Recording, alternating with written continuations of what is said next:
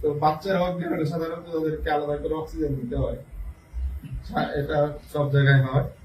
তো ওরা অক্সিজেনটা দিচ্ছে কিন্তু যথাযথভাবে জায়গায় দিতে পারে নাই। তো যে কারণে মোটামুটি 5 মিনিট অক্সিজেন ছাড়া ছিল। এই যে 5 মিনিট অক্সিজেন ছাড়া ছিল, ওই সময় তার সারা শরীর বন্ধ হয়ে গেছে। কারণ স্বাভাবিকভাবে বড় মানুষও তো একসাথে থাকতে পারে না কেউ, যদি অক্সিজেন মুখ নাক বন্ধ করে রাখে মরে যাবে না। তো সে এমন অক্সিজেন ছাড়া মোটামুটি 5 মিনিট ছিল, যেখানে তার কিডনি ফেল করছে, তার হার্ট ফেল করছে, তার মাথা ফেল করছে।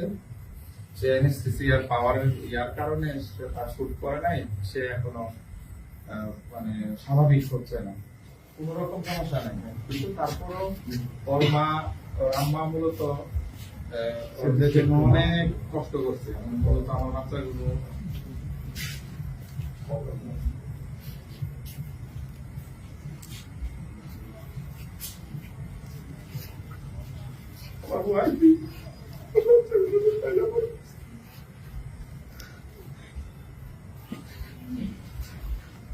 যে কারণে তার ইয়া ছিল যে তার বাচ্চা কোনটা যেন খুব না থাকে,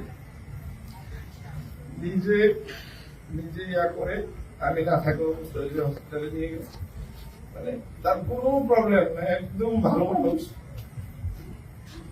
হসপিটালে নিয়ে ডাক্তাররা এমন ব্যাপারটা হচ্ছে আমার বাচ্চাটা মেরে ফেলছে, এরকম একটা ব্যাপার। যে সার্জারি, এই সার্জারি যদি মানুষের 112 করে কোনো ক্ষতি নেই।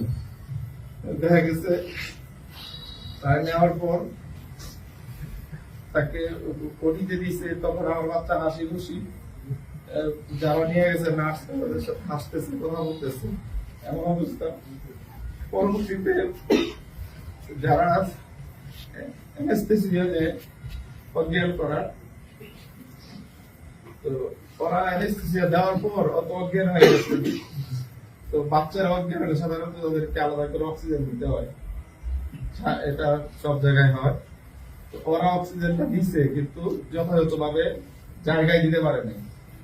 তো যে কারণে মোটামুটি 5 মিনিট অক্সিজেন ছাড়া ছিল।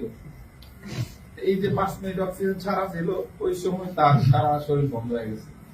কারণ স্বাভাবিকভাবে বড় মানুষও তো একসাথে থাকতে পারে না কেউ, যদি অক্সিজেন মুখ নাক বন্ধ করে রাখে মরে যাবে না। তো সে এমন অক্সিজেন ছাড়া মোটামুটি 5 মিনিট ছিল, যেখানে তার কিডনি ফেল করছে, তার হার্ট ফেল করছে, তার মাথা ফেল করছে। তো পরবর্তীতে আমার ওয়াইফ ওরা তো বাইরে হসপিটালে অপেক্ষা করতেছিল, যে যেটা সার্জারি ছিল ওটা 1/2 ঘন্টার কাজ। এই 1/2 ঘন্টা অনেক সময় হয়ে গেছে, এরা এখন বেরো না কেন। পরে বেরিয়েছি, সর্বশেষ ডাক্তার, অনেক ডাক্তার চলে আসছে।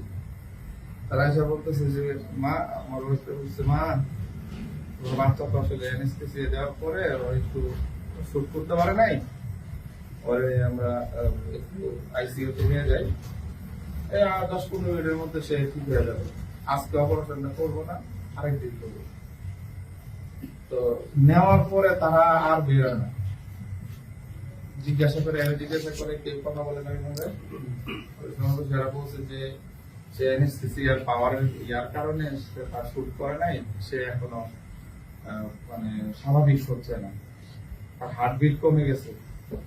তো যাক, এই ঘটনাগুলো সব পরবর্তীতে জানলাম, মেডিকেল বোর্ড বসাইছে। কারণ আমি ফেসবুকে স্ট্রেস দেওয়ার কারণে অনেকভাবে এটা তাদের কর্তৃপক্ষ তারা দেখছে, এটা দেখার কারণে মেডিকেল বোর্ড বসায় প্রকৃত কি ঘটনা হয়েছে তখন ওইখানে যারা ছিল তারা ঘটনাটা বলছে। এর আগে কিন্তু আমাদেরকে এগুলো বলেনি।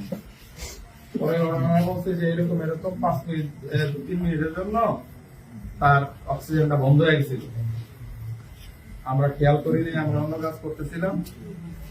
সে তো অজ্ঞান ছিল, অক্সিজেন বন্ধ হলে সে কাজ করতে পারবে না, তার তো খুঁজেই নেই। এইভাবে একটা ভালো বাচ্চা, মানে যার মানে কোন রকম সমস্যা ছিল না, সে ভালো বাচ্চা ডাক্তারের কাছে গিয়ে এখন আমরা মাটি দিয়ে আসলাম। আমি ওইটা আমার না গুরুত্ব হলো, আমার তো কষ্ট তো